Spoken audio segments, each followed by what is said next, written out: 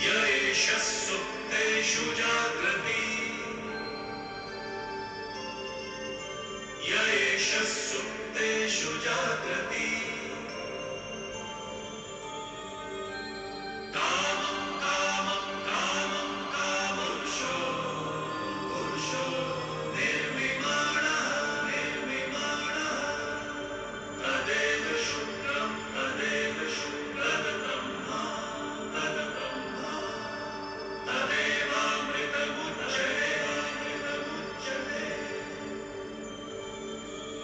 अस्मिन् लोकः अस्मिन् लोषः शतः सर्वे तनूनात्यपि कश्चन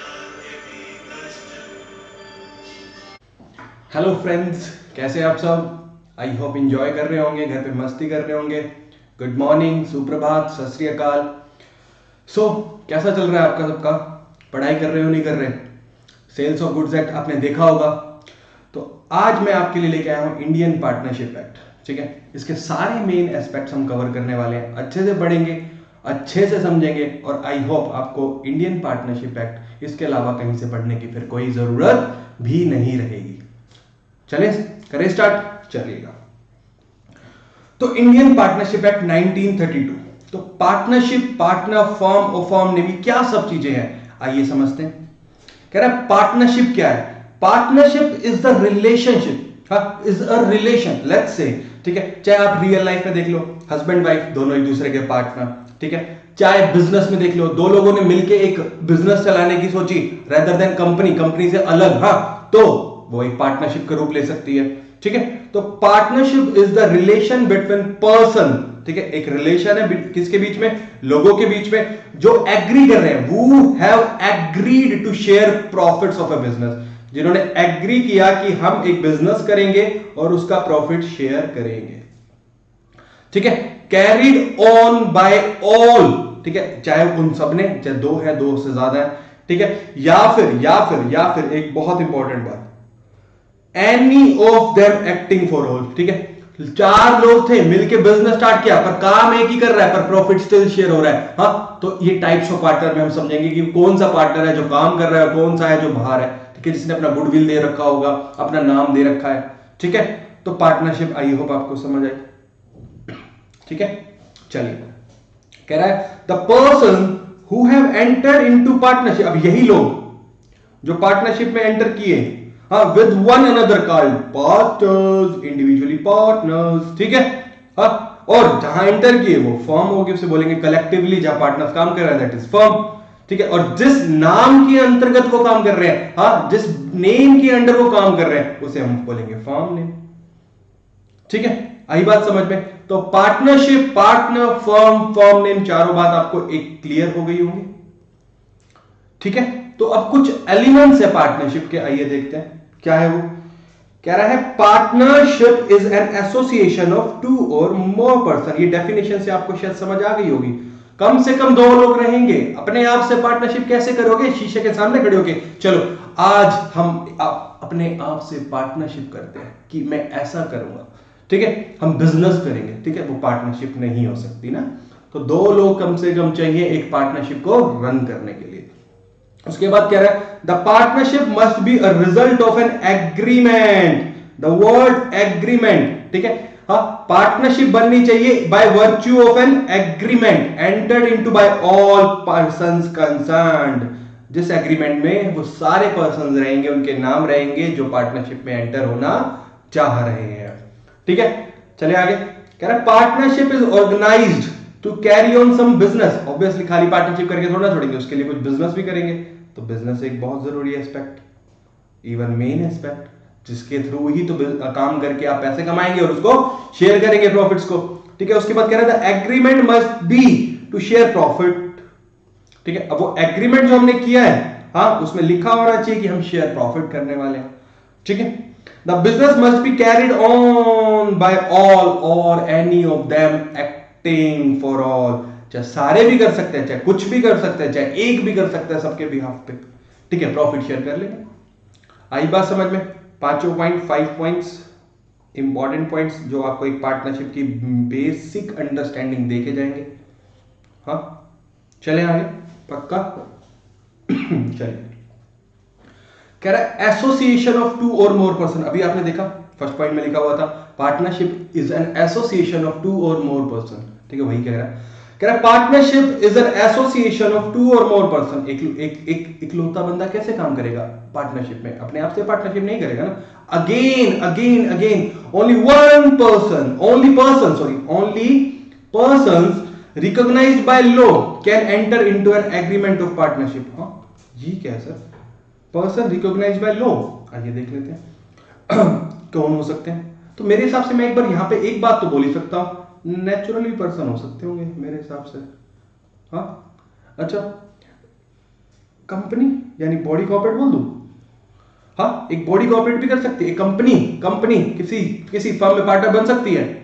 हाँ, इस पे लगाइए क्वेश्चन मार्क, आगे डिस्कस करेंगे इसके बारे में, ठीक है। चलिए ना, recognise by law, company recognise by law होती है, ये बात आपको पता है, ठीक है, माइंड में रखिएगा इस पॉइंट को। कह रहा है therefore a firm since it is not a person recognised in the eyes of law can not be a partner, ठीक है, ये बात है, जो रिकॉग्नाइज्ड बाय लॉ नहीं है वो पार्टनर नहीं बन सकता। Again a minor cannot be a partner in a firm, ठीक है, पार्टनर नहीं बन सकता, but with the consent of all partners may be admitted to the benefits of the partnership। उसको पार्टनर नहीं बना रहे बट उसको बेनिफिट्स में हम हिस्सेदारी दे सकते हैं। आई बात समझ में? पक्की बात है। चलिए आगे क्या कह रहा है, the partnership act is silent about the maximum number of partners, ठीक है, पार्टनरशिप एक्ट में मैक्सिमम नंबर ऑफ पार्टनर्स की बात नहीं लिखी गई है, but section 464 of companies act के थ्रू हमें एक बात पता चलती है, has now put a limit of 50% in an association और ए पार्टनरशिप फॉर्म। यानी पार्टनरशिप एक्ट में ऐसी कोई बात नहीं लिखी गई थी, but section 464 of company act के थ्रू हमें पता चलता है कि एसोसिएशन ऑफ पर्सन में मैक्सिमम 50 लोग हो सकते हैं, यानी पार्टनरशिप फॉर्म में मैक्सिमम 50 लोग ही हो सकते हैं। चले, तो पहला पॉइंट एसोसिएशन समझ आ गया आपको। एग्रीमेंट की बात कर रहा है, जो एग्रीमेंट हम बना रहे थे, रिटर्न एग्रीमेंट हो या ओरल, जो भी है वो भी देखते हैं। It may B observe that the partnership must be the result of an agreement, ठीक है, पार्टनरशिप एक एग्रीमेंट के थ्रू ही बनेगी। हाँ, किसके बीच में? Between two or more person, ठीक है, नॉर्मल बात। There must be an agreement entered into by all the person concern, एक एग्रीमेंट जिसमें ऑल पर्सन कंसर्न रहेंगे, ठीक है, उनके नाम रहेंगे, ठीक है, उनके साइन रहेंगे, हस्ताक्षर। This element relates to voluntary contractual nature, ये जरूरी है, कहता है ये जरूरी है, voluntary contractual nature of the partnership, ठीक है। Thus the nature of partnership is voluntary and contractual. इसके थ्रू देखो, अब आप वॉलेंटरीली एक्ट कर रहे हैं, आप खुद अपनी मर्जी से जा रहे हैं, ठीक है, तो आपको कॉन्ट्रैक्चुअली मतलब कॉन्ट्रैक्ट के लिए बाइंड भी किया जाएगा, ठीक है। चले आगे, समझिएगा आगे। कह रहा है an agreement from which relationship of partnership arise may be express मतलब इन रिटर्न हमने एक चीज, एक क्लॉज को एक्सप्रेसली पार्टनरशिप एग्रीमेंट में लिख दिया है, ठीक है। It may also be implied from the act done bye partners and from A consistent course of conduct being followed showing mutual understanding between them. It may be oral और in return, यानी agreement oral भी हो सकता है, return भी हो सकता है, उसके क्लोजेस एक्सप्रेस भी हो सकते हैं, प्लस एक पार्टनर ने पार्टनरशिप फर्म के बिहाफ पे यानी उनके बेनिफिट के लिए काम किया तो वो इंप्लाइड कंडीशंस भी रहेंगी। हाँ, तो इंप्लाइड भी हो सकता है, एक्सप्रेस भी हो सकता है, ओरल भी हो सकता है, रिटर्न भी हो सकता है, ठीक है। बेनिफिट के लिए, लॉस के लिए नहीं, धोखाधड़ी के लिए नहीं, फ्रॉड के लिए नहीं, मिस रिप्रेजेंटेशन के लिए नहीं, मिस एप्रोप्रिएशन के लिए नहीं, ठीक है। चले, उसके बाद हमने कहा था अब बिजनेस करना चाहिए, बिजनेस से पैसा आएगा तो ही तो प्रॉफिट शेयर होगा, तो वही बात कह रहा है business. In this context we will consider two proposition. First, there must be exist a business, एक बिजनेस होना चाहिए। For the purpose the term business includes trade, occupation and profession. Professional partnership firms भी होती हैं, CA की, CS की, ठीक है, ट्रेड कुछ बेचने खरीदने के लिए, ठीक है। The existence of business is essential part. Business नहीं होगा तो प्रॉफिट कहां से आएगा और शेयर कैसे होगा? फिर समझ आई बात। अब आपको एक बात करें, हम शेयर प्रॉफिट कर रहे हैं, हाँ, तो इसका मतलब ये नहीं होगा, ये होगा कि हम खाली प्रॉफिट शेयर करेंगे, लॉस आएगा तो कुछ नहीं, इक्वली लॉस भी शेयर होगा, इक्वली प्रॉफिट भी शेयर होगा। Secondly, the motive of the business is the acquisition of gains. हाँ, हर हर हर बिजनेस का एक ही तो मोटिव है, पैसा कमाना, हाँ, गेन्स लेना, प्रॉफिट्स लेना, ठीक है। Which leads to the formation of partnership, जिस पर्पस के लिए हम पार्टनरशिप बनाते हैं, पैसा कमाने के लिए बनाते हैं। Therefore, there can be no partnership where there is no intention to carry on the business and to share the profit thereof। ठीक है, बिजनेस करने की इच्छा नहीं है, प्रॉफिट शेयर करने की इच्छा नहीं है, प्रॉफिट कमाने की इच्छा नहीं है, तो फिर कैसी पार्टनरशिप? ठीक है, तो दो चीजें, एग्जिस्टेंस ऑफ बिजनेस और एक्विजिशन ऑफ गेन्स। ठीक है, बिजनेस और गेन्स। चले आगे, पक्की बात, चलिए। एग्रीमेंट टू शेयर प्रॉफिट, अब वही बात कह रहे हैं ना, अभी जो हम करके आए हैं वही बात की, अब आपने कुछ कमाया तो उसको शेयर भी करना पड़ेगा, तो आप इसको रीड कीजिएगा, एक रेशियो में शेयर किया जाएगा। ठीक है, कि किस रेशियो में, वो एग्रीड किया जाएगा बिटवीन द पार्टनर्स। हाँ, किसी भी बेसिस पे किया जा सकता है, कैपिटल बेसिस पे कि कितनी कैपिटल लगाया है या जो भी है, वो म्यूचुअली डिसाइड किया जाएगा विद इन द पार्टनर्स। ठीक है, एग्जाम्पल समझते हैं। Co-owners who share among themselves the rent derived from a piece of land are not partners because there does not exist any business। अब खाली rental एक property है, उसमें 4 भाई पार्टनर है, रेंट आ रहा है, हाँ, एक नॉर्मल प्रॉपर्टी है, रेजिडेंशियल प्रॉपर्टी, उससे रेंट आ रहा है, बट उनका मेन ऑक्यूपेशन नहीं है वो, तो वो बिजनेस के अंतर्गत नहीं आ रहा है, सीधी सी बात है। हाँ, दैट इज साइड इनकम, हाँ, अदर इनकम, आप टैक्स में पढ़ेंगे, इनकम फ्रॉम अदर सोर्सेज। ठीक है, चले आगे। कह रहा business carried on by all और any of them acting for all. हाँ, जरूरी नहीं है सबको काम करना है, वो अगर उन्होंने म्यूचुअली डिसाइड कर लिया कि 2% काम कर रहे हैं, 3% काम कर रहे हैं, ठीक है, तो वैसे भी काम किया जा सकता है, एक भी काम कर सकता है। The business must be carried by all the partners और by any one or more of the partners acting for all. ठीक है, एक भी, एक से ज्यादा भी, सारे भी, जितने म्यूचुअली डिसाइड कर लिया है उतना हम कर लेंगे। ठीक है, this is the cardinal principle of the partnership law. In the other words, there should be a binding contract of mutual agency। एक पार्टनर दूसरे का एजेंट, एक पार्टनर दूसरे का एजेंट, एक काम करेगा एज ए एजेंट, दोनों प्रिंसिपल भी, अगर 2 पार्टनर है दोनों प्रिंसिपल्स भी हैं और दोनों एजेंट भी हैं एक दूसरे के। ठीक है, एक केस लो है केडी कामथ एंड कंपनी का, क्या कह रहा है, supreme court held that the 2 essential conditions to be satisfied that are एक एग्रीमेंट हो to share the profit as well as losses and business must be carried out, ठीक है, बाय वन और ऑल। ठीक है, समझ आई बात, केडी कामथ एंड कंपनी। चले आगे, चलिए। ट्रू टेस्ट ऑफ पार्टनरशिप, हाँ, टेस्ट की बात कर रहे हैं, हाँ, जैसे आपका टेस्ट होता है वैसे इनका भी टेस्ट होना चाहिए ना। कह रहा है mode of determining existence of partnership, section 6 का कह रहा है, in determining weather A group of person is और इज नॉट ए फर्म, ठीक है, or whether a person is or not a partner in a firm, regard shall be had to the real relation between the partners as shown by the relevant facts taken together। वो facts क्या है वो ये देखिएगा, यहां से देखते हैं। For determining the existence of partnership it must be proved क्या, एक एग्रीमेंट हुआ है, पहली बात, पहला एग्रीमेंट है, पहली बार है। ठीक है, the agreement was to share the profits, सब सुख दुख हम साथ बांटेंगे, हाँ, सुख प्रॉफिट दुख लॉसेस। ठीक है, घर गृहस्थी साथ चलाएंगे, मिलके चलाएंगे, मैं भी चलाऊंगा तुम भी चलाना, मैं नहीं हो तो तुम चलाना, तुम नहीं हो तो मैं चलाऊंगा, दोनों होंगे तो दोनों चलाएंगे। कैरिड ऑन बाय ऑल और any of them acting for all. हाँ, फेरे लेते हुए वचन दिए जाते हैं ना, ये बस वही वाली बात है। ठीक है, समझ आया? चले, ट्रू टेस्ट है, 3 चीजें, एग्रीमेंट, शेयर प्रॉफिट्स और बिजनेस बाय ऑल और एनी वन ऑफ देम। ठीक है, कह रहा शांति राजन Das Gupta versus दासीरान मुर्जामुल,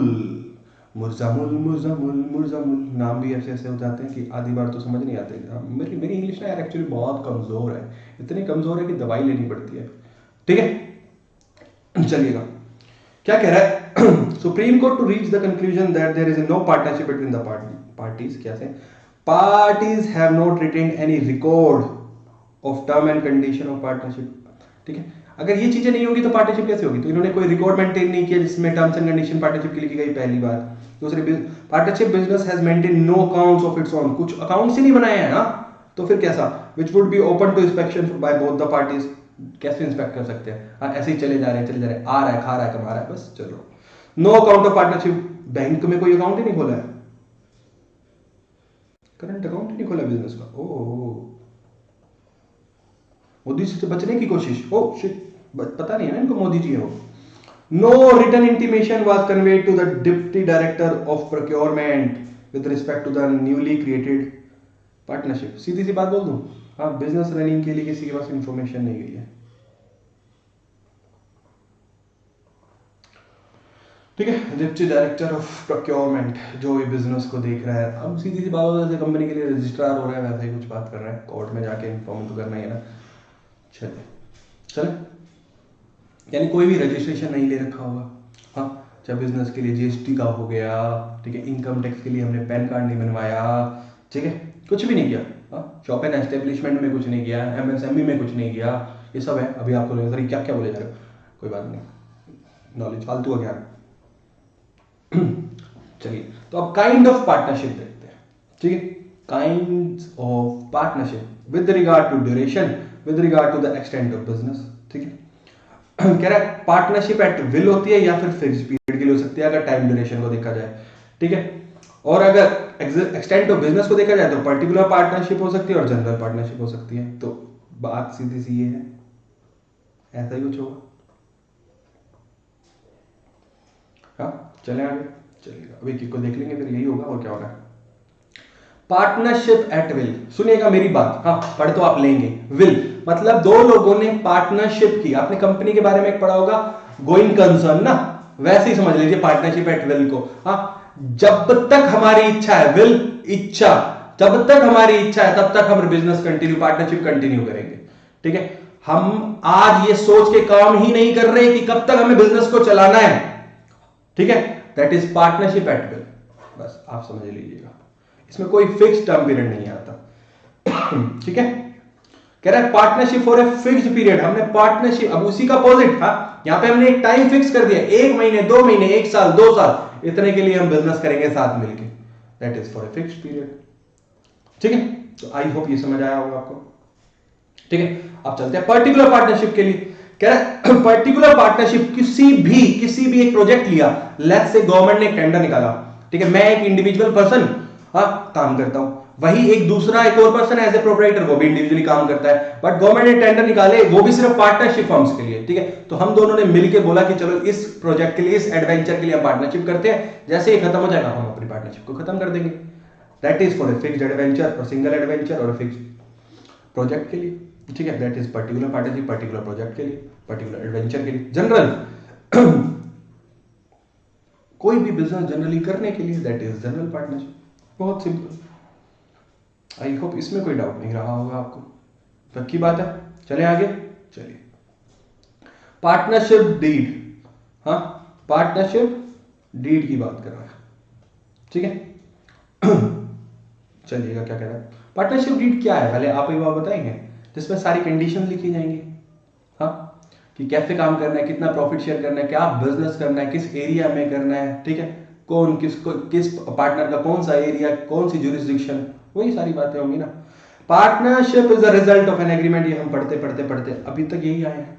no particular formalities are required for an agreement of a partnership, it may be in writing or formed verbally, oral भी हो सकता है, हमने पता था, but it is desirable to have partnership agreement in writing to avoid the future disputes, discrepancies, partners के बीच में कोई दिक्कत ना आए, लड़ाइयां ना हो, झगड़े ना हो प्रॉफिट को लेके। हाँ, तो हम सजेस्ट कर रहे हैं आपको कि रिटर्न में कर लीजिए प्लीज, बस।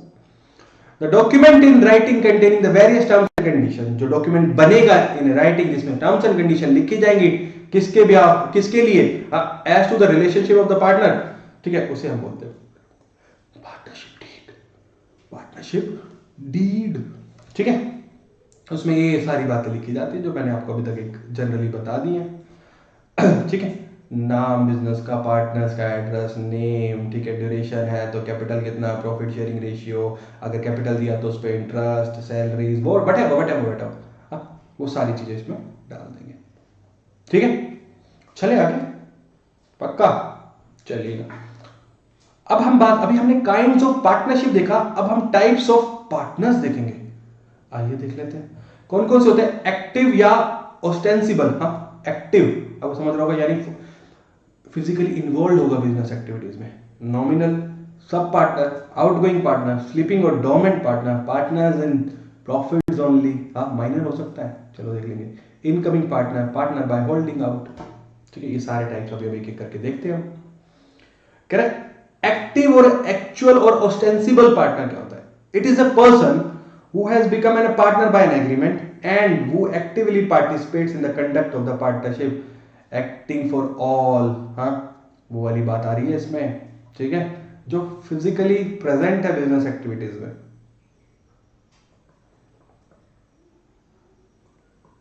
ठीक है, चले आगे। स्लीपिंग, जिसने अपना नाम दे दिया उसको बिजनेस एक्टिविटीज लेनी, सिर्फ प्रॉफिट चाहिए, ऐसा कुछ हो सकता है। ठीक है, एग्रीमेंट के थ्रू है, who does not actively take part in the conduct of the partnership business। हमने को पैसा दे दो, मैंने अपना नाम दिया, एक वेल एस्टेब्लिश पर्सन के साथ मैंने जाके पार्टनरशिप की, उसको इंटरेस्ट नहीं है बिजनेस करने में, सर आपका नाम यूज कर लूंगा, दे दो ना यार प्लीज, बस उसको मैं रॉयल्टी देता रहूंगा, हाँ बिजनेस का प्रॉफिट देता रहूंगा, कैपिटल अगर उसने इन्वेस्ट किया तो बस ये हो गया स्लीपिंग पार्टनर। अब कह रहा है nominal partner.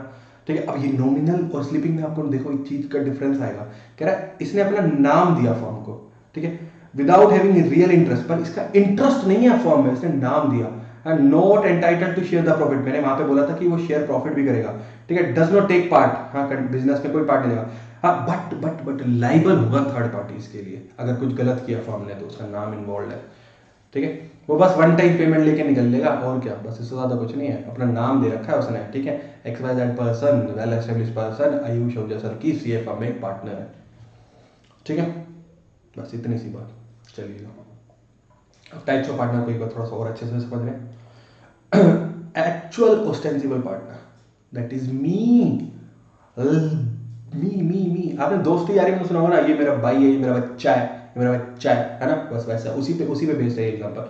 That is me बाप, दैट इज अंगद सर भाई, and that is Mayank sir बेटा। ठीक है, तो स्लीपिंग पार्टनर और एक्चुअल पार्टनर में हम देखने वाले हैं। इसमें क्या होता है, एक्टिव पार्टनर्स, अगर कोई इंसेन हो गया, पागल हो गया, ठीक है, तो या फिर परमानेंट इनकैपेसिटी हो गई, यानी वो बिजनेस नहीं कर सकता, ठीक है, तो कोर्ट में जाके हम उसको डिसोल्यूशन के लिए बोल सकते हैं। ठीक है, ये एक्चुअल पार्टनर्स के लिए। ठीक है, डिसोल्यूशन हो जाएगा एक्चुअल पार्टनर्स के लिए, जो एक्टिव पार्टनर्स है, यानी हम दोनों बोल सकते हैं अगर। ठीक है, कैपिटल एक्टिवली इन्वॉल्व रहेंगे, कैपिटल लगाएंगे, प्रॉफिट शेयर लेंगे, लायबिलिटी होगी थर्ड पार्टीज के लिए। ठीक है, यहाँ पे ये एक्टिवली इन्वॉल्व नहीं रहेंगे भाई साहब, ठीक है, बट बाकी सारी चीजें होंगी। ठीक है, ये स्लीपिंग पार्टनर का डिफरेंस है।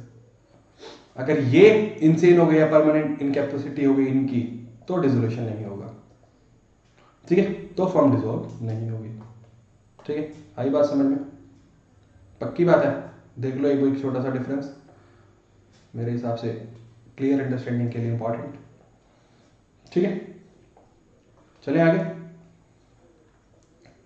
अगर एक्चुअल पार्टनर्स के साथ हो रहा है तो डिसोल्यूशन हो सकता है, यानी ऑस्टेंसिबल प्लस स्लीपिंग के साथ ये हो रही हैं चीजें, तो डिसोल्यूशन नहीं हो सकता। एक्टिवली इन्वॉल्व रहेंगे एक्चुअल पार्टनर्स, वो नहीं रहेगा स्लीपिंग पार्टनर, बट कैपिटल लगाएंगे, प्रॉफिट शेयर करेंगे, लायबिलिटी होगी थर्ड पार्टनर्स को, थर्ड पार्टीज को। ठीक है, चलिए आगे चलते हैं। अब सब पार्टनर की बात करते हैं। सब पार्टनर, हम दो पार्टनर्स, ठीक है, हमारा रेशियो है 1:1 का, हमारे क्रेडिटर है। ठीक है, अंगद सर का ये क्रेडिटर है। ठीक है, क्या इन्होंने पर्सनल लोन लिया था। ठीक है, लोन था 5 लाख रुपए का, फर्म का प्रॉफिट लेस से 3 लाख रुपए हुआ, भाई का शेयर कितना हुआ, 1.5 लाख रुपए हुआ। ठीक है, तो इन्होंने अपना सब पार्टनर बना लिया इनको कि यार मेरे प्रॉफिट का 50% तेरा, यानी 1.5 लाख का 50% तेरा। ठीक है, तो ये बन गए हमारे सब पार्टनर। ठीक है, सब पार्टनर समझ आया। एक्चुअल पार्टनर्स का, उनमें से एक पार्टनर ने अपने शेयर का किसी को और राइट दे दिया। ठीक है, क्रेडिटर हो गया, किसी और को पैसे देने थे। ठीक है, तो वो होते हैं उनके सब पार्टनर्स। समझ आया? चले आगे, चले। पार्टनर इन प्रॉफिट ओनली, ठीक, वो कौन होते हैं? जो एंटाइटल्ड होते हैं सिर्फ प्रॉफिट्स के लिए, लॉसेस के लिए लाइबल नहीं होते। ठीक है, liable to third parties for all acts for profits only, वो थर्ड पार्टी के लिए लायबल हो जाएंगे।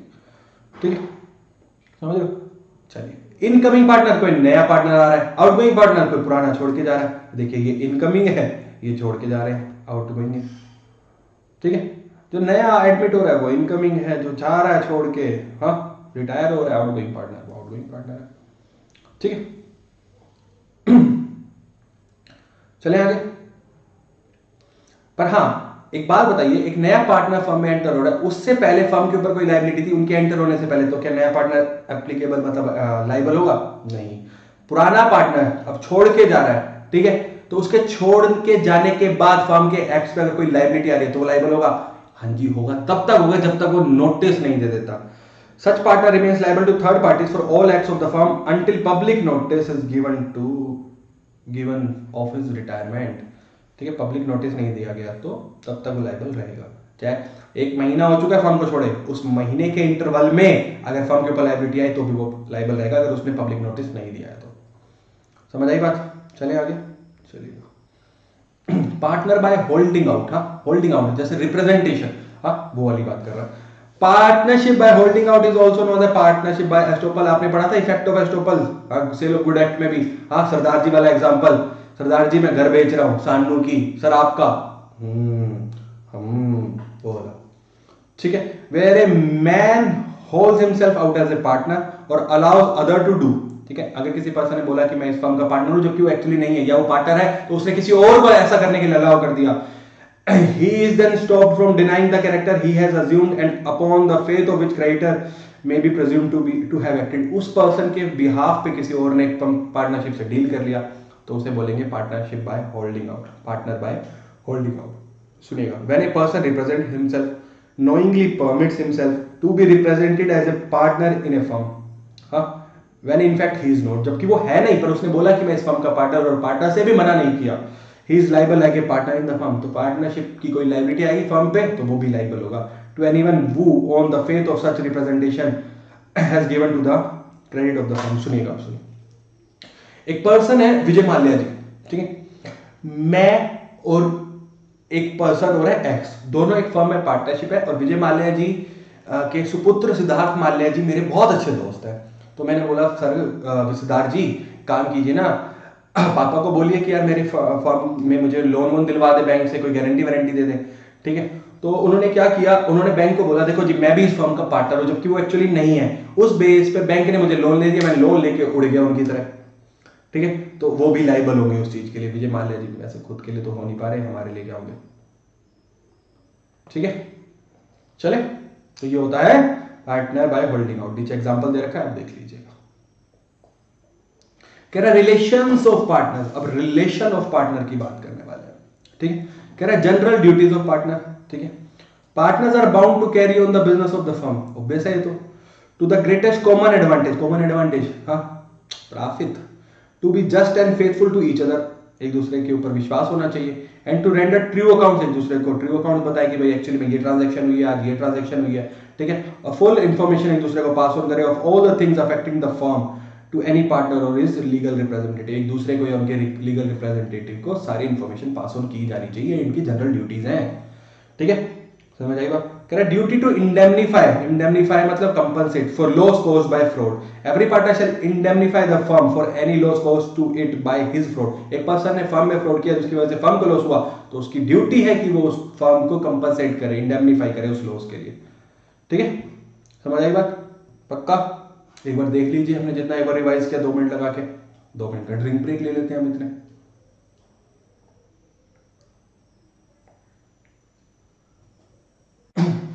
चले आगे, तो नेक्स्ट हम पढ़ने वाले हैं determination of rights and duties of partner by contract between the partner. ठीक है, rights and duties between the contracts के बेसिस पे, ठीक है, देखने वाले हैं। ठीक है, सुनिएगा, थोड़ा सा फन फैक्ट डालने की कोशिश की गई है, देखेंगे अभी आगे कैसे। Subject to the provisions of that, okay done है, चलो जी। The mutual rights and duties of the partners of firm may be determined by the contract between the partners, उस कॉन्ट्रैक्ट के अकॉर्डिंग डिटरमाइन कर लेंगे उनके राइट्स एंड ड्यूटीज को। And such contract may be express और may be implied by course of dealing, express भी हो सकता है, इंप्लाइड भी। ठीक है, सच contract may be valid bye consent of all the partners and such consent may be express और implied, भाई ठीक है। समझे? तो अब सुनिएगा क्या कह रहा है, agreement in restaurant of trade. Sir ये तो ठीक है, अपने नीचे आपने 3-4 ये फोटोज डाल रखी है, किस चीज की है? ये agreement in restaurant of trade है। सर कैसे? ये देखिए, ये मैन जो एग्री कर रहा है, तो एग्रीमेंट, हाँ साथ में चाय है तो एग्रीमेंट, एग्रीमेंट एग्रीमेंट, ठीक है। देखो रोक रहा है तो रेस्ट्रेंट, और ये देखो ट्रेड कर रहा है तो agreement in restaurant of trade. Sir ये क्या होता है ये बताओ? ये होता है हम ये इंडियन कॉन्ट्रैक्ट एक्ट में भी पढ़ते हैं, such contracts may provide that the partner shall not carry on any business other than that of firm while he is a partner.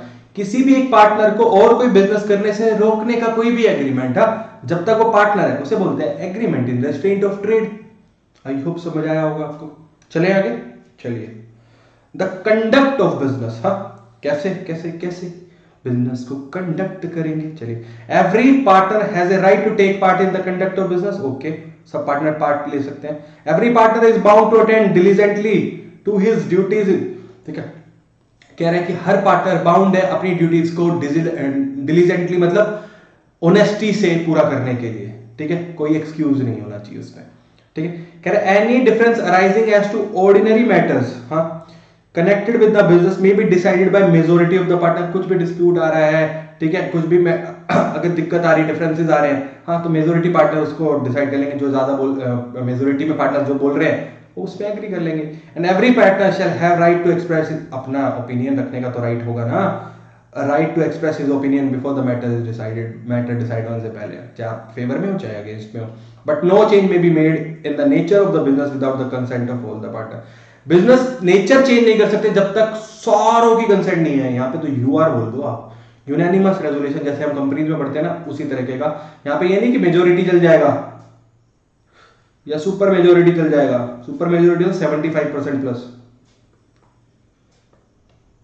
ठीक है। यहाँ पे ऑल की चाहिए, ऑल ऑल ऑल, ठीक है, समझ आई बात? Every partner has a right to have access, ठीक है, and to inspect and copy of any book of the firm. क्या इंस्पेक्ट कर सकता है, एक्सेस कर सकता है और उसकी कॉपीज का भी ले सकता है, फर्म के अकाउंट्स वगैरह, बुक्स वगैरह, ठीक है। कह रहे mutual rights and liabilities, mutual rights and liabilities देख लेते हैं सेक्शन 13 में। ऊपर अभी हमने पढ़ा 12, पीछे पढ़ा था रेस्ट्रेंट वाला, ठीक है। 11 था, चलिए। A partner is not entitled to receive remuneration for taking part in the conduct of business. Remuneration नहीं मिलेगा, बट सुनिएगा आगे, ऐसी बात नहीं खत्म हो रही है। कह रहा है partners are entitled to share equally in the profit earned and shall contribute equally to the losses sustained by the firm, ठीक है। Depend on the ratio sharing, हाँ, शेयर रेशियो क्या रखा है उसके हिसाब से प्रॉफिट शेयर करेंगे, लॉसेस भी शेयर करेंगे, ठीक है। कह रहा है where a partner is entitled to interest on the capital subscribed by him, जो वो कैपिटल लेके आया है फर्म में, उस पे इंटरेस्ट के लिए एंटाइटलमेंट की बात कर रहा है। Such interest shall be payable out of the profit, profit से दिया जाएगा, ठीक है, समझ आई बात? चलो आगे। A partner making for the purpose of the business any payment और advance beyond the amount of capital, अगर एक पार्टनर बिजनेस के लिए किसी को एडवांस दे रहा है या फिर अपनी कैपिटल से ऊपर कोई भी कंट्रीब्यूशन कर रहा है, he has agreed to subscribe is entitled to interest thereon at a rate 6%, उस एक्सेस अमाउंट पे 6% का इंटरेस्ट पर एनम उसको मिलना चाहिए, ऐसा कहता है ये, ठीक है। चलिए आगे। The firm shall indemnify a partner in respect of the payment made and liabilities incurred by him, ठीक है। फर्म उसको कंपनसेट करेगी, रीइंबर्स करेगी, पैसे देगी कब? जब उसने पेमेंट किया या लायबिलिटी खुद पे ली है फर्म के बिहाफ पे, इन the ordinary and proper conduct of the business, ठीक है, ordinary course of the business के ड्यूरेशन में। In doing such act in an emergency for the purpose, अगर उसने कोई एक्ट किया है इमरजेंसी में, क्या पर्पस रखते हुए? To protecting the firm from loss, कि फर्म को कोई लॉस ना हो, as would be done by a person of ordinary prudence, कोई भी एक अच्छा इंसान जो करेगा कि, ठीक है, in his own case under similar circumstances, ठीक है, जो अपने लिए, मान लीजिए फर्म ना होती, वो अपने लिए भी यही करता जो उसने फर्म के लिए किया है, तो उस केस में a partner shall indemnify the firm, partner अब इंडेमनिफाई करेगा, कंपनसेट करेगा, रिइंबर्स करेगा for loss cause by him, जो उसकी वजह से, उसकी फ्रॉड की वजह से, उसकी नेग्लिजेंस की वजह से, विलफुल, ठीक है, हुआ है बिजनेस को, फर्म को। ठीक है, चलें आगे। चलिए, property of the firm, firm की प्रॉपर्टी के बारे में बात कर रहा है सेक्शन 14। ठीक है, चलिए। Subject to contract between the partners, the property of the firm includes all property and rights and interest in property originally bought into the stock of the firm, ठीक है, or acquired by purchase or otherwise by or for the firm for the purpose in the course of the business of the firm and includes also goodwill of the business। क्या है sir, ये क्या था? आइए तोड़ देते हैं।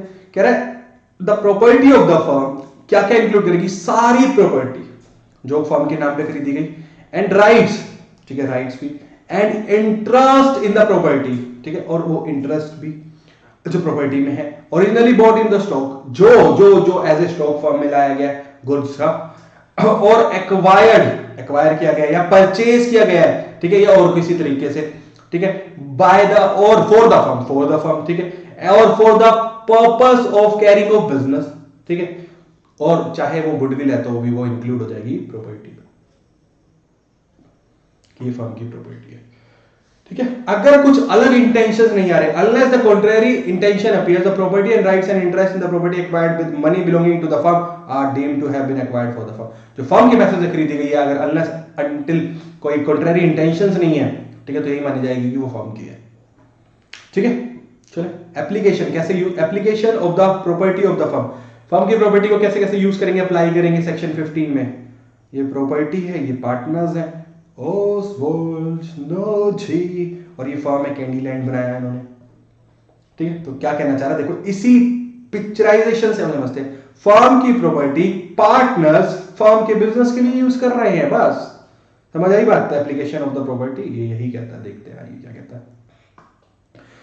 कह रहा है the property of the firm shall be held and used for bye the partner exclusively for the purpose of the business, जो हमने पढ़ा। चले आगे, personal profit earned bye partner, ये भी होता है सर, पर्सनल प्रॉफिट अर्न कैसे करेंगे? आइए सेक्शन 16 में देख लेते हैं। फिर कह रहा है if a partner derives any profit for himself, अपने लिए, from any transaction of the firm, firm की कुछ ट्रांजैक्शन से उसने अपने लिए कोई प्रॉफिट कमाया है, और from the use of the property, उसने पर्सनल यूज कर लिया प्रॉपर्टी का, और business connection of the firm, firm के जो बिजनेस कनेक्शन थे उनको यूज किया है, फर्म नेम को यूज किया अपना पर्सनल मोटिव के लिए, ठीक है, he shall account for the profit and pay it to the firm, उसको वो बताना पड़ेगा कि इतना प्रॉफिट हुआ है, वो फर्म को पे ऑफ करना पड़ेगा। आई बात समझो, सिंपल सी बातें हैं यार।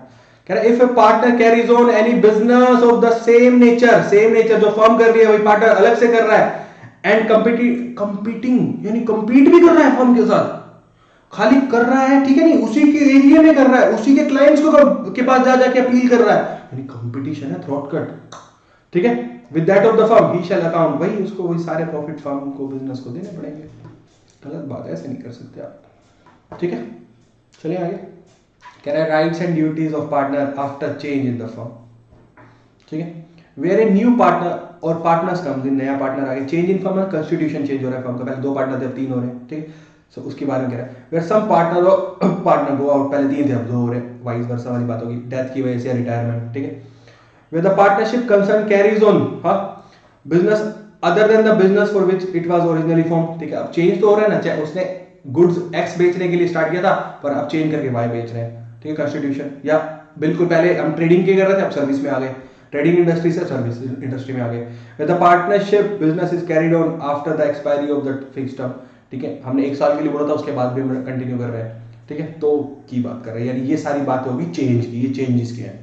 ठीक है, अब क्या करेंगे, राइट्स एंड ड्यूटीज को देखेंगे। ठीक है, अकॉर्डिंग टू सेक्शन 17, हम 17 ही देख रहे हैं, आपको बता देते हैं। सर ये क्या करवा रहे हो आप, वही बताएंगे। कह रहा है subject to the contract between the partners after a change in the firm, where a change occurs in the constitution of the firm, the mutual rights and duties of the partners in the reconstituted firm remains the same. जो बाद वाली firm बनेगी, reconstitution change होने के बाद, हाँ, तो उसमें राइट्स एंड ड्यूटीज सेम रहेंगे, remains the same as they were immediately before the change, जैसे वो पहले थे। ठीक है, समझ आएगा।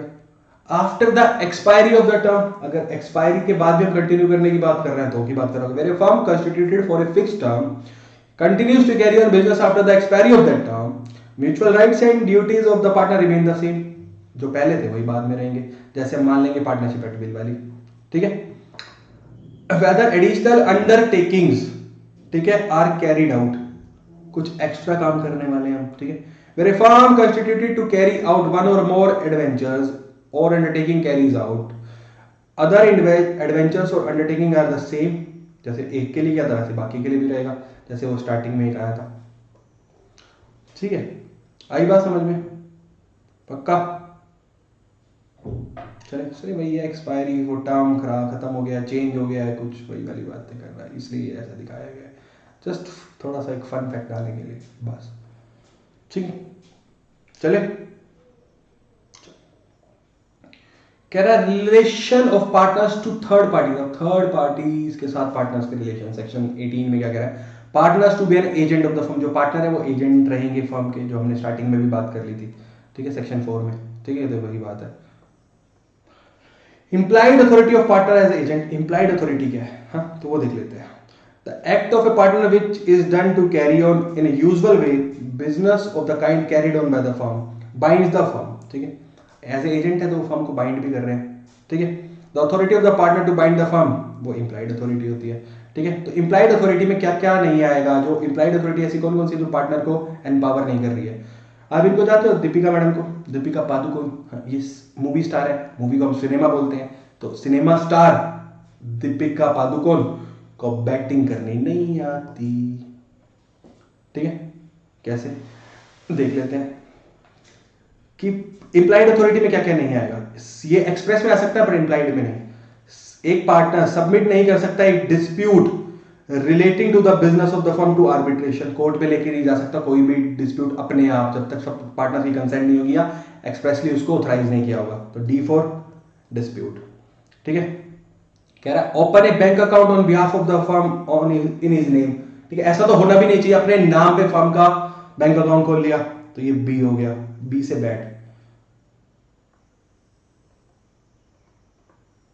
ठीक है, बी हो गया, डी हो गया, बी हो गया।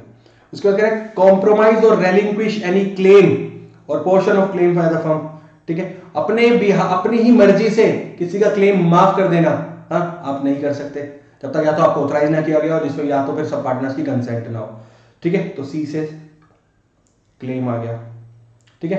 विड्रॉ ए सूट और proceeding file on behalf of the firm, firm ने किसी के ऊपर केस किया होता, आपने अपने आप ही विड्रॉ कर लिया, आप ऐसे नहीं कर सकते, तो ऐसा आ गया एज फॉर सूट, ठीक है। उसके बाद कह रहा है एडमिट एनी लाइबिलिटी, सूट वाली बात है, ठीक है, admit any liability in A suit proceeding against the firm, हाँ हमने फर्म के अगेंस्ट जाके एडमिट कर ली लाइबिलिटी कि हाँ यार हमारी लाइबिलिटी है, ठीक है, तो ऐसे ये भी आ गया, ठीक है। उसके बाद acquire immovable property on behalf of the firm, अपने आप ही जाके कोई भी इमूवेबल प्रॉपर्टी बिल्डिंग ले ली, ठीक है, पार्टनर की कंसेंट नहीं है, आप ऑथराइज नहीं हो, ठीक है, तो एक्वायर भी आ गया, ठीक है। ट्रांसफर कर दी, अब एक्वायर किया तो ट्रांसफर की भी बात कर देंगे, आपने ऐसे ही ट्रांसफर भी कर दी, देखो CSDP बैट, ठीक है, पकड़ना, पी से पकड़ना। Enter into partnership on behalf of firm, आपने फर्म के बिहाफ पे आप किसी दूसरी पार्टनरशिप में एंटर कर गए, पकड़ना नहीं आता, देखो कैसे पकड़ रखा है,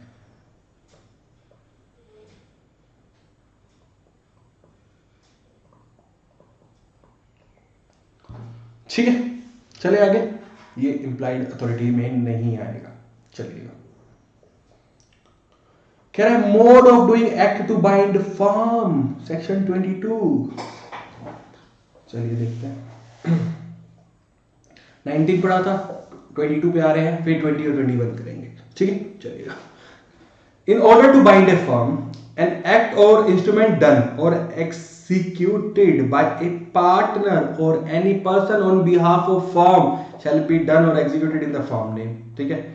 अगर बाइंड करना है तो फर्म नेम पे होना चाहिए, and in any other manner expressing और implying intention to bind the firm, partner ने या किसी पर्सन ने जो ऑथराइज है फर्म के बिहाफ पे एक्ट किया है, एग्जीक्यूट कर दिया है कुछ भी, ठीक है, तो फर्म बाइंड रहेगी, कोई भी इंस्ट्रूमेंट या कोई भी एक्ट, ठीक है। जैसे फर्म के नाम से चेकबुक है, साइन करके दे दिया पार्टनर ने एक, और वो ऑथराइज था कि वो सिंगल ही साइन कर भी सकता है, तो फर्म बाइंड रहेगी, सबको करना पड़ेगा, पेमेंट करनी है तो करनी है, अनटिल अनलेस उसने फ्रॉड नहीं किया हो, कुछ मिस रिप्रेजेंट नहीं किया हो, ठीक है, वो सारी बातें।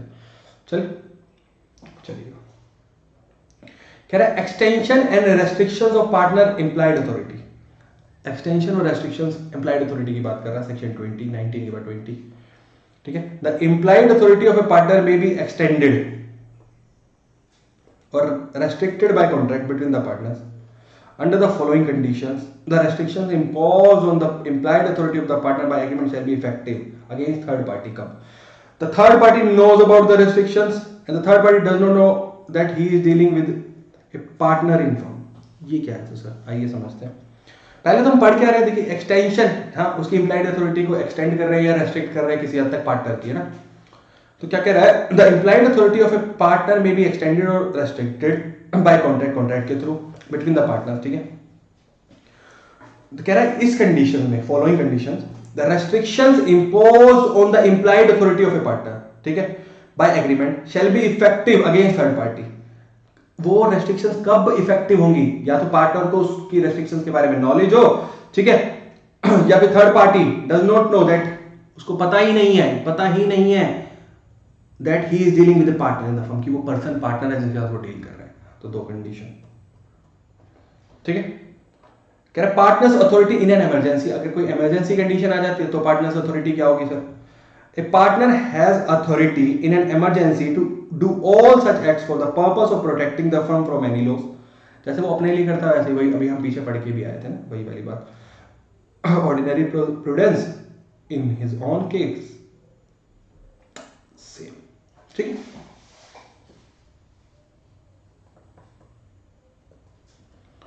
चले आगे, पक्का एक्सटेंशन और रेस्ट्रिक्शन भी देख लेते हैं एक बार।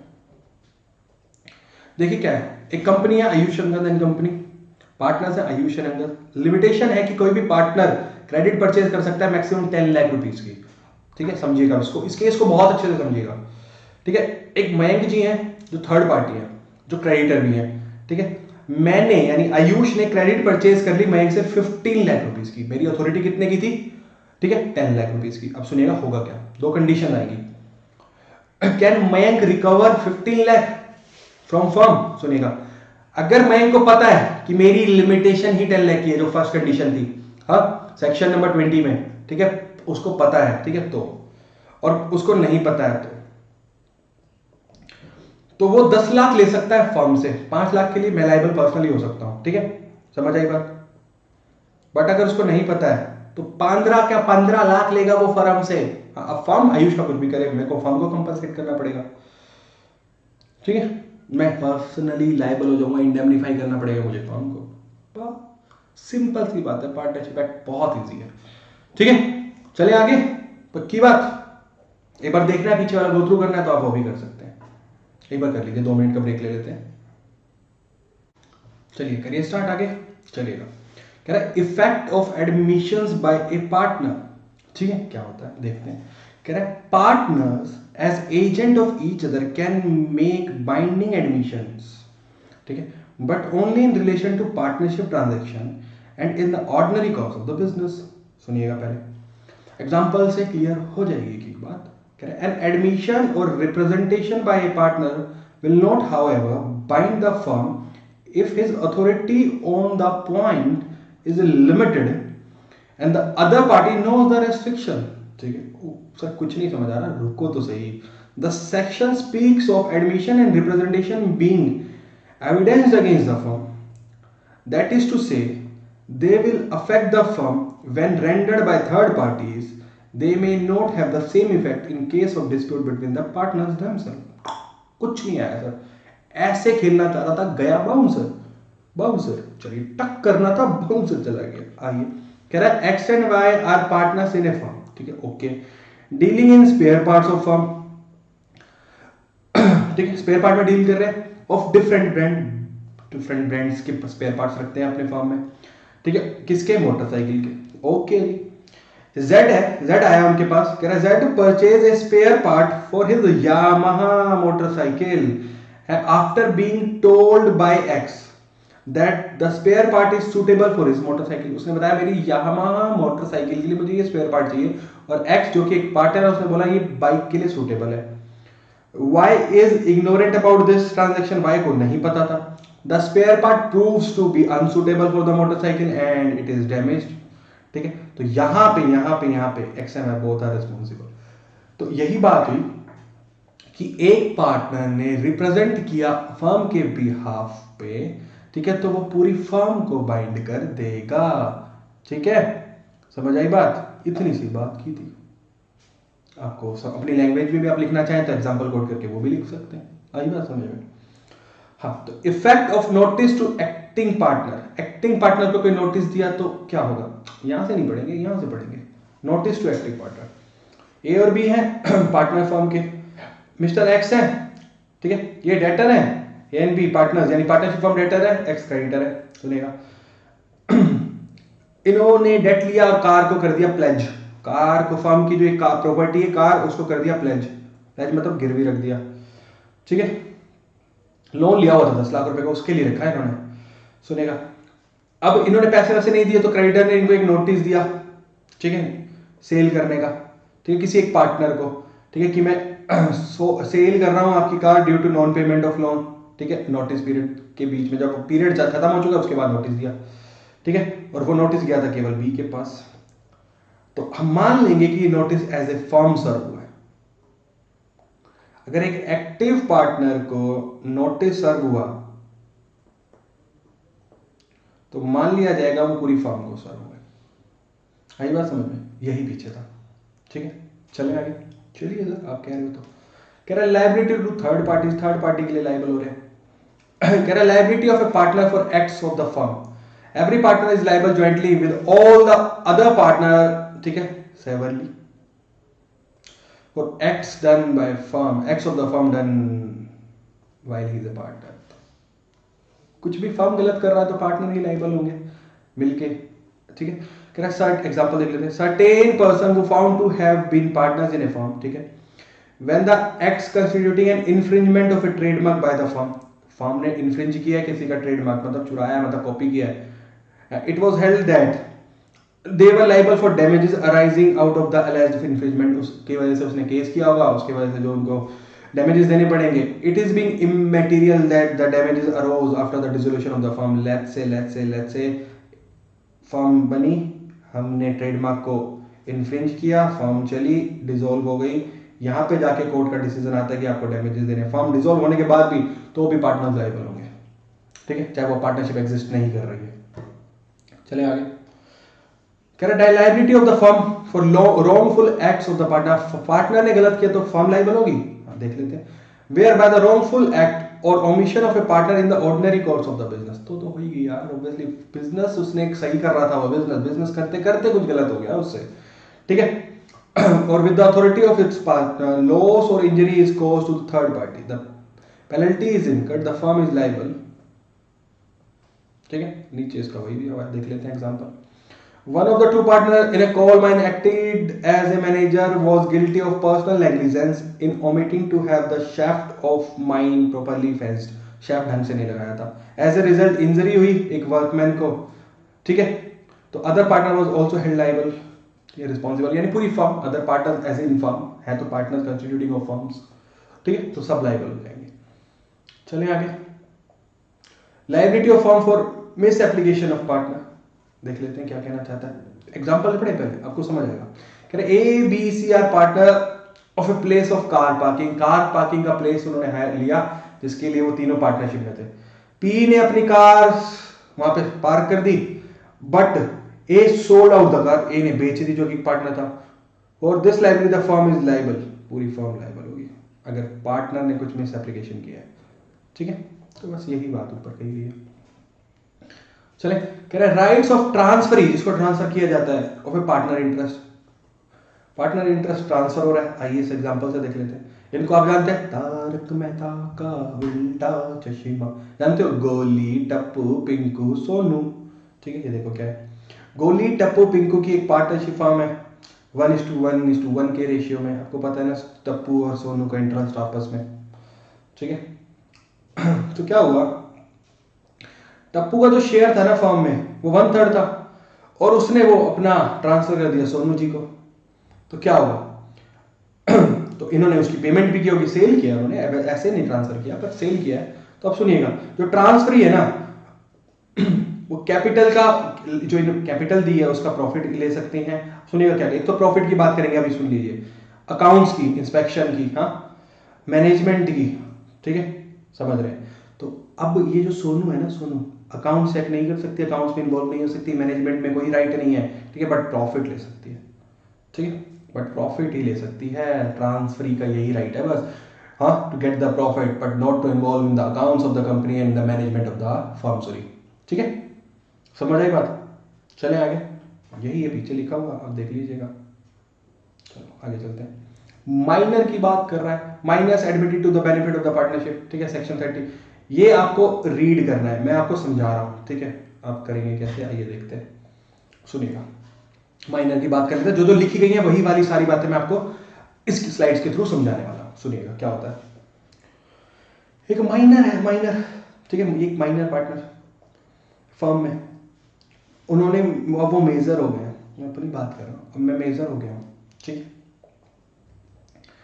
तो he will have to take decision, अब मेरे को मेजर होने के बाद एक डिसीजन लेना पड़ेगा वेदर मैं पार्टनर रहना चाहता हूं या नहीं, समझ आई बात। चले आगे, ओके, तो ये कब लेना पड़ेगा, with in a specified time, जो लॉ ने बताया है वो स्पेसिफाइड टाइम क्या है, विद इन 6 मंथ, 6 महीने के अंदर, इन 2 डेट से, वो 2 डेट्स क्या है, जिस दिन मैं मेजर हुआ उससे 6 महीने में, या फिर हाँ जब मुझे पता चला कि मैं एक पार्टनर में, हो सकता है मुझे पहले पता ही ना हो, ठीक है, कि मैं पार्टनर हूं, जब से मुझे पता चला, ठीक है, whichever is later, later, earlier नहीं है, लेटर है, बाद में, बाद में, बाद में, समझ आई बात। मैं हुआ लेट से, आज है हमारी 21 अप्रैल को 18 ईयर्स का हो गया, ठीक है, ठीक है, और मैं इससे पहले एक पार्टनर था किसी फर्म में, माइनर पार्टनर, तो यहां से 6 मंथ्स, ठीक है, मई, जून, जुलाई, अगस्त, सितंबर, अक्टूबर, ठीक है, 20 अक्टूबर, या फिर लेट से मुझे पता चला 1 मई को कि मैं पार्टनर हूं, तो वहां से जून, जुलाई, अगस्त, सितंबर, अक्टूबर, नवंबर, ठीक है, समझ आई बात, ठीक है, तो 6 मंथ जहां कंप्लीट हो रहे हैं, विच एवर इज लेटर, नवंबर, यहाँ पे होंगे मेरे हिसाब से 6 मंथ कंप्लीट हमारे 31 अक्टूबर को, ठीक है, लेटर, तो 31 अक्टूबर तक मुझे डिसीजन लेना पड़ेगा। आई बात समझ में, चलो आगे चलते हैं, कुछ और बातें कर लेते हैं। माइनर की लाइबिलिटीज देख लेते हैं। He can not take part in management, okay है। ऑफिशियल असाइनी और रिसीवर जो माइनर का होता है, can attach his share of property और profit at the time of dissolution, ठीक है, जो उसका असाइनी या रिसीवर है वो डिसोल्यूशन के टाइम पे उसकी प्रॉपर्टी को अटैच या उसके प्रॉफिट से शेयर दे सकता है। ही शेयर ऑफ प्रॉफिट या property is also liable for payment of debt of the firm, वो खुद लायबल होगा, उसकी प्रॉपर्टी या उसके प्रॉफिट जो उसने कमाया वो लायबल होंगे, राइट। इंस्पेक्ट कर सकता है books of account, share profit, ठीक है, प्रॉपर्टी इन फर्म में उसका राइट होता है, प्रॉफिट में राइट होता है, कह रहा है वो सू भी कर सकता है, can sue for claiming not while he is a partner, ठीक है, जब वो पार्टनर नहीं है तब, या फिर can do so when he leaves the firm, जब उसने फर्म छोड़ दिया है तो वो सू भी कर सकता है ये क्लेम करने के लिए, ठीक, चलें आगे। कह रहा है 2 major person and 1 minor person can not enter into a new partnership, ठीक है, आप ऐसे नहीं कर सकते माइनर पार्टनर को एंटर एक पार्टनरशिप फर्म में, ठीक है, चलिएगा। नो, इसकी कोई कॉन्ट्रेक्चुअल कैपेसिटी में लायबिलिटी नहीं होगी, ठीक है, चलिएगा। Can be partner in new firm, minor can be admitted in existing firm with the consent of all the existing partners for the benefits only, ये हम पढ़ते हुए आ रहे हैं, ठीक है।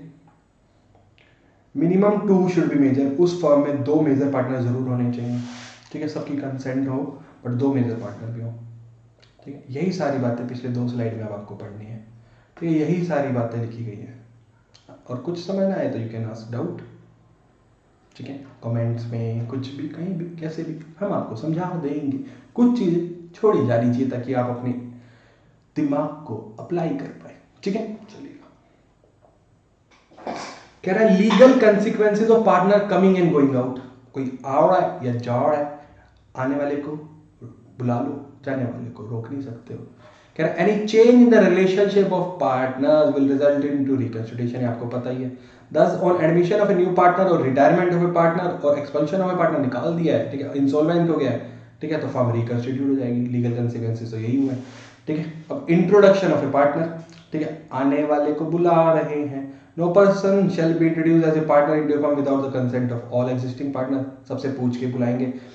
A person who is introduced as a partner into a firm does not thereby become liable for act, जो उससे पहले किए गए हैं, बट ऑब्वियस कॉमन सेंस, उसके एंट्री से पहले अगर एग्री कर लिया गया तो हो सकता है उसको इसी कंडीशन पे लाया जा रहा है कि आपको पहले वाले एक्ट्स के लिए भी लायबल किया जाएगा, देन हम मान लेंगे। कह रहे अब retirement, a partner is said to be retired when he ceases to be a member of the firm without bringing to an end the subsisting relationship between the other members, ठीक है, और between the firm and the third parties, ठीक है। चलिएगा, अभी कुछ समझ नहीं आया तो समझा रहे हैं।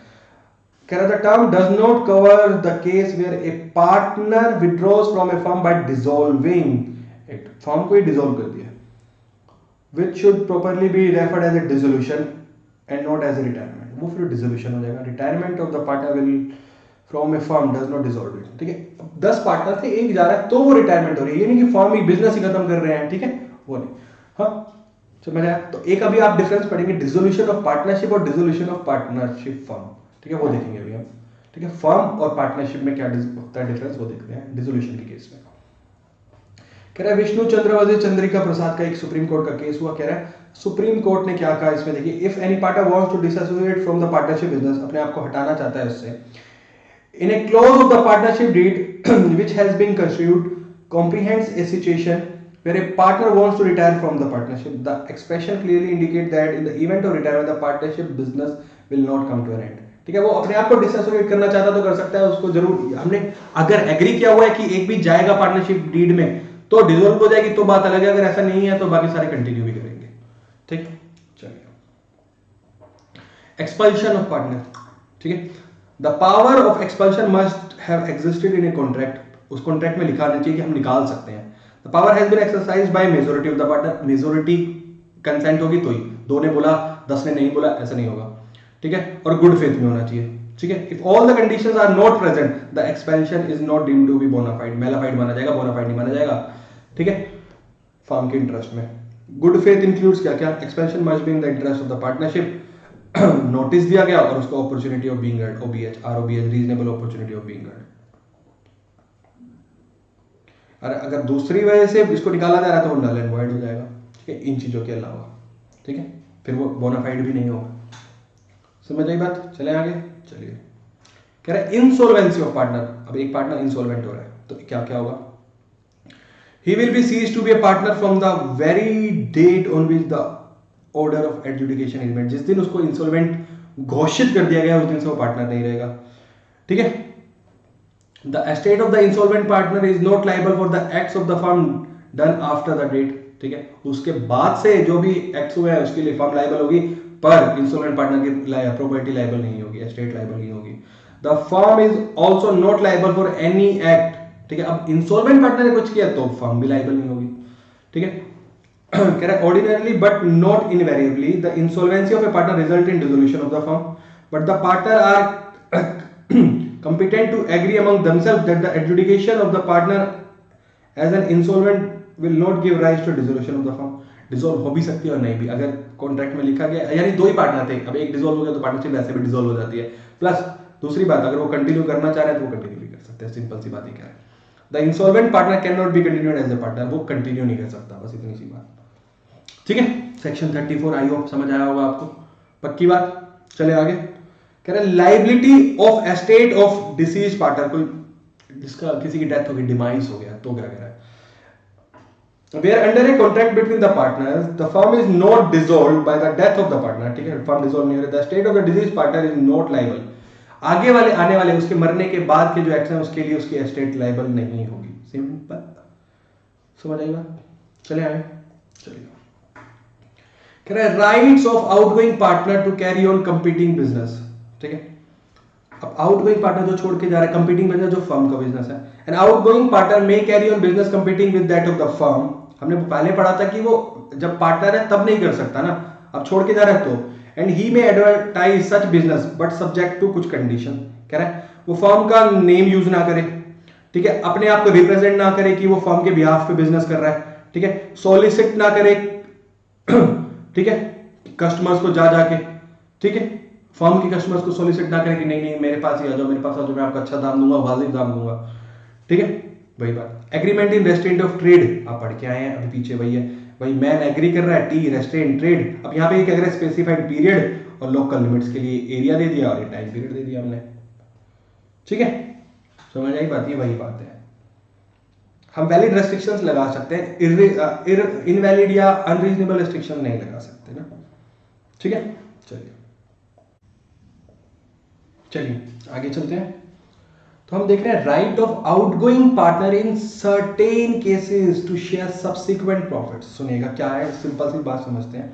लेट्स से एक पर्सन अब छोड़ के जा रहा है पार्टनरशिप को, पार्टनर रिटायर हो रहा है, ठीक है, तो उसके इसको ड्यूज क्लियर करने पड़ेंगे, उसके शेयर ऑफ प्रॉफिट देना पड़ेगा, ठीक है। मान लीजिए सब्सिक्वेंट पार्टनर्स वो पे नहीं कर पाते हैं, ठीक है, तो क्या होगा, तो उस केस में हम बात कर रहे हैं जितना उसका बकाया राशि है, हाँ, जो उसका ड्यूज है उस पे उसको इंटरेस्ट भी देना पड़ेगा, और वो इंटरेस्ट होगा 6% के हिसाब से, ठीक है। तो एग्जांपल से ही समझ लेते हैं, ये बात आप पढ़ लेंगे बहुत अच्छे से, सिंपल सी बात है। कह रहे ABC are partners, C retires after selling his share in the partnership firm, अपना बेच बाच के जा रहा है। ए और बी जो है ना वो फेल हो जाते हैं to pay the value of the share to C as agreed, जो एग्री किया गया था। The value of share of C on the date of the retirement, जिस दिन वो रिटायर हुआ है, ठीक है, from the firm would be pure debt, अब वो डेट रहेगा फर्म के लिए, ठीक है, from the date on which he ceases to be a partner as per the agreement entered between the सी, वो रिकवर करेगा सेम अमाउंट विद इंटरेस्ट, और इंटरेस्ट है 6% पर एनम, ठीक है। चलिएगा, revocation of continuing guarantee, revocation of continuing guarantee क्या होता है अभी समझ लेते हैं। बाय चेंज इन फर्म, आइए समझते हैं, यहां से कैसे, यहां से समझेंगे ना। सुनिएगा इन तीनों को तो आप जानते हो, सुनिधि जी, बादशाह जी और प्रीतम जी, ठीक है, ये एक पार्टनरशिप फर्म चलाते थे हिंदुस्तानी, हाँ, 3:2:1 के रेशियो में फर्म है इनकी, ठीक है। अब कॉन्स्टिट्यूशन में चेंज हुआ तो कंटिन्यूइंग गारंटी रिवोक हो जाएगी, और continuing guarantee revoke from future transaction होगी। पर ये होती क्या है आप समझते हैं, ये तारा जी हमारी, तारा सुतारिया जी, और ये हमारी दिशा पतानी जी, ठीक है, ये क्रेडिटर है, थर्ड पार्टी है, ठीक है, और ये श्योरिटी है हमारी, ठीक है, ये क्रेडिटर है, इनसे पैसे आए हैं पर इनकी गारंटी पे, श्योरिटी पे, ठीक है। For goods sold to firm in 1 year, एक साल के अंदर के लिए जितने भी गुड्स आएंगे उसके लिए इन्होंने गारंटी दी हुई है इस क्रेडिटर को, ठीक है। अब कॉन्स्टिट्यूशन, ठीक है, इस फर्म को गारंटी दी है ना, ठीक है, अब कॉन्स्टिट्यूशन चेंज हो गया, ठीक है, तो ये गारंटी थोड़ी ना काम करेगी न्यू कॉन्स्टिट्यूटेड फर्म के लिए, ठीक है, तो वो रिवोक हो जाएगी फ्यूचर ट्रांजैक्शन के लिए, ठीक है। बस ये कह रहे हैं रजिस्ट्रेशन ऑफ फर्म, अब फर्म के रजिस्ट्रेशन की बात कर रहे हैं, एप्लीकेशन करनी पड़ेगी, ठीक है। The registration of firm may be effected, that is effected at any time by sending post और delivery to the registrar of the area, उस एरिया के रजिस्ट्रार को डिलीवरी करके क्या क्या, हाँ, ठीक है, ये सारी चीजें,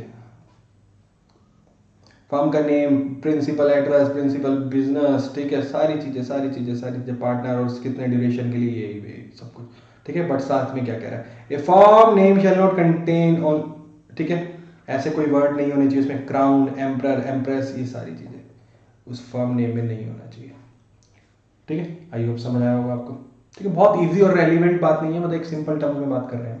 चले आगे, रजिस्ट्रेशन 58 में हमने एप्लीकेशन दी, 59 में रजिस्ट्रेशन हो गया, ठीक है। लेट रजिस्ट्रेशन किया तो बस कुछ थोड़ा बहुत हम कुछ दे देंगे, वो क्या होता है देखिए, if the statement in respect of any firm is not send और डिलीवर्ड, ठीक है, जो 58 में हमने पढ़ी है, ठीक है, द रजिस्ट्रार पेनल्टी लगाएगा 100 रुपीज पर डे, जितने दिन के लिए होगा ₹100 बस पर डे, जब तक कंटिन्यू रहेगा।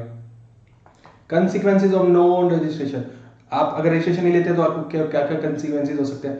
No suit in civil court by firm suit file नहीं, ठीक है, नहीं कर सकती। और अदर को partner against the third party, partner third party के अगेंस्ट सूट फाइल नहीं कर सकते। देखिए इन्होंने सूट डाला हुआ है, आप नहीं डाल सकते, यानी सूट फाइल नहीं कर सकते। No relief to partners for set off claim, set off नहीं कर सकते क्लेम, देखो पेन रिलीफ नहीं मिलेगा, ठीक है। Aggrieved partner can not bring legal action. अब एक पार्टनर के साथ गलत किया गया तो वो लीगल एक्शन फर्म के अगेंस्ट अदर पार्टनर के अगेंस्ट नहीं ले सकता।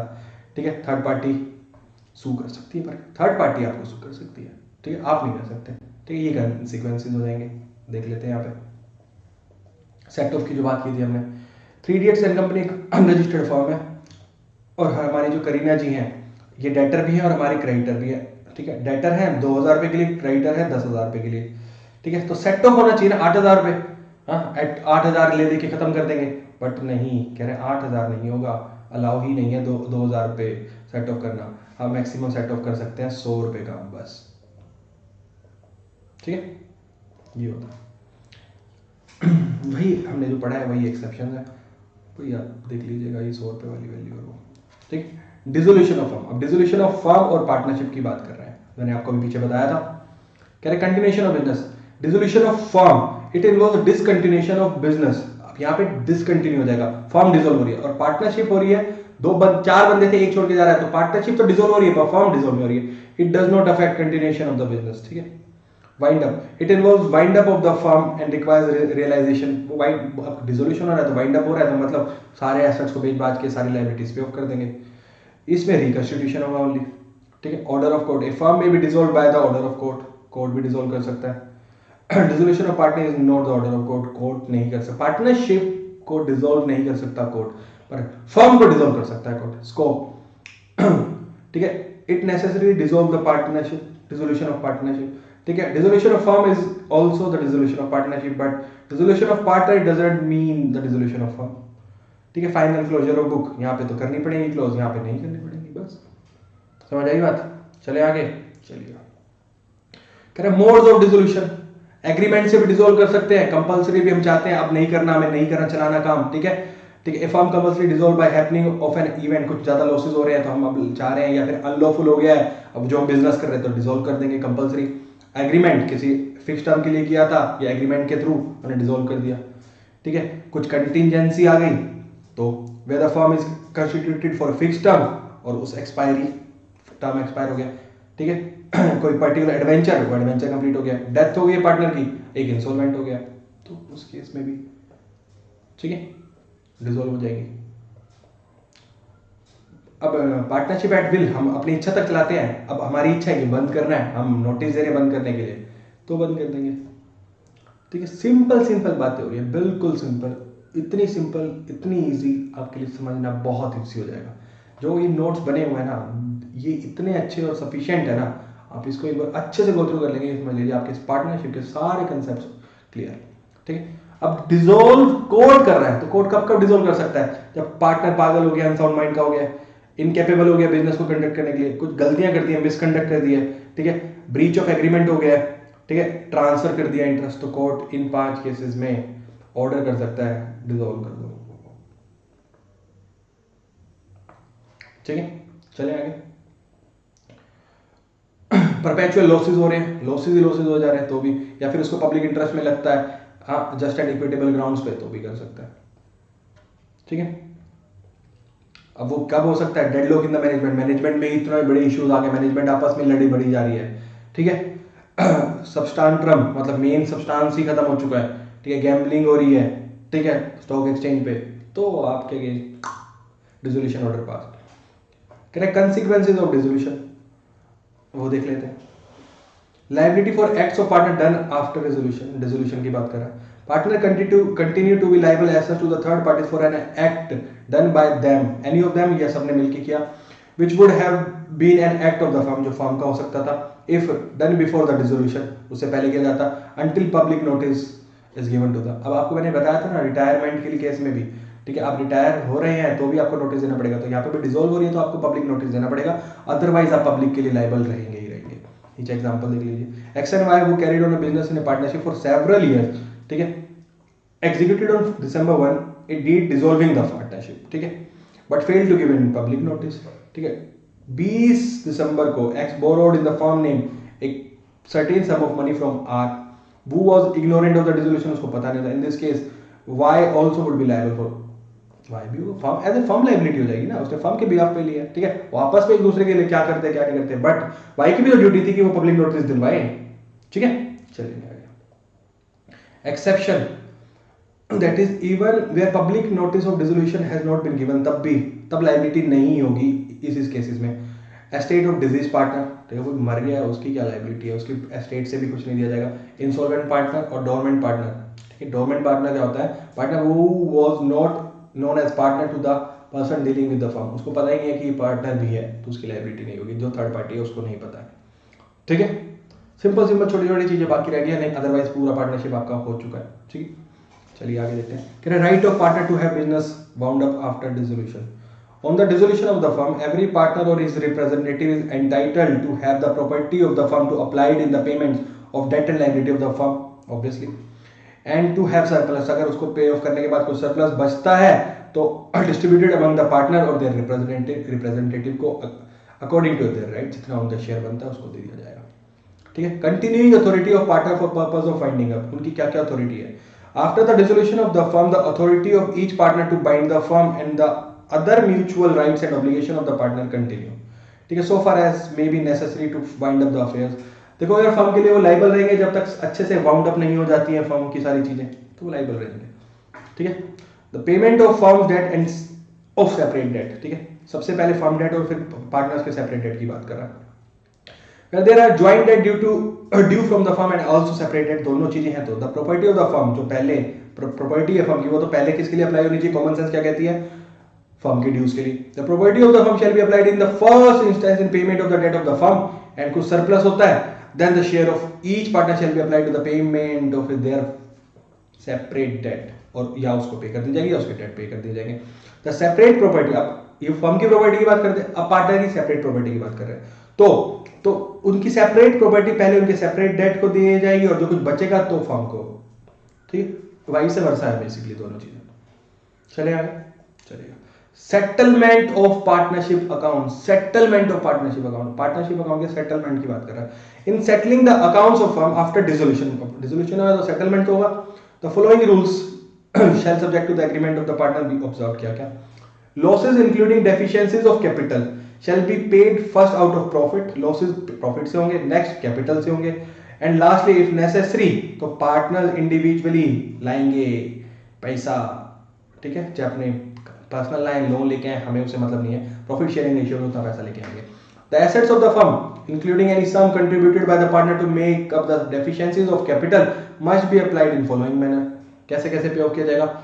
सबसे पहले in paying the debts of the firm to third party, okay, in paying each other partner relatively which is due to him from capital, ठीक है। दूसरा कैपिटल देख रहे हो ना, debt capital, in paying to each partner relatively what is due to him on account of capital, फिर उनकी capital के लिए उनको दिया जाएगा, ठीक है। The residue if any shall be divided, कुछ बच गया उसके बावजूद भी तो उनके बीच में डिवाइड कर दिया जाएगा प्रॉफिट शेयरिंग रेशियो के केसेस में। आने दो बच गया तो सबसे पहले थर्ड पार्टी का डेट, ठीक है, फिर उसके बाद कैपिटल पे ऑफ, ठीक है, समझ रहे हो। उसके बाद बचेगा बचा जो भी है सारा दे देंगे,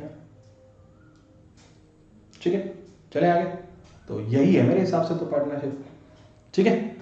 तो आई होप आपको पार्टनरशिप अच्छे से समझ आया होगा। कोई डाउट हो तो आप मुझसे बहुत इजीली पूछ सकते हैं कभी भी कमेंट्स करके, ठीक है। चलिए, तो एक छोटी सी बात, every day is a second chance. कल जो बीत गया उसको भूल जाओ, आने वाला दिन आपके लिए एक नई चीज लेके आएगा, नई ऊर्जा लेके आएगा, नई पॉजिटिविटी लेके आएगा। आपके लिए एक नया चांस है, जो कल गलत हुआ उसको ना आगे दोहराओ, दोबारा से अच्छा करो, नए दिन को नए तरीके से स्टार्ट करो, सब अच्छा होगा, ठीक है। काम करते रहो, सफल हमेशा हो जाओगे, ठीक है। Thank you so much. अगर आपको वीडियो अच्छी लगी हो तो लाइक कीजिए, शेयर कीजिए, सब्सक्राइब कीजिएगा, प्लीज प्लीज प्लीज, और अपने दोस्तों से शेयर कीजिएगा। Bye bye, thank you.